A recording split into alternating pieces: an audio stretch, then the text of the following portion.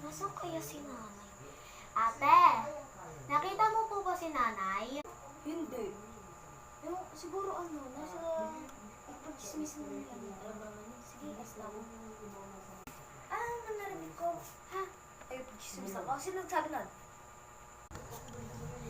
Si ate po yun. Sabi niya po, nakikipag-chismisan na naman raw po kayo. Sabi ni ate eh.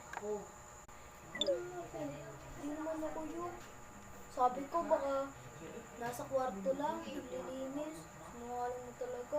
Pag ikaw, ginawa ko sa'yo yan. Nagagalit ka. Pero pag ikaw, sipakan kita dyan. Tama na nga yan, palagi na kayo sa awal. Ano, gusto niyo? Bigyan ko kayo ng kutsilyo, tigisa? Magpatayin kayo dyan? Gusto niyo tong video to, paki-like, subscribe, pati pindutin niyo na rin ang bell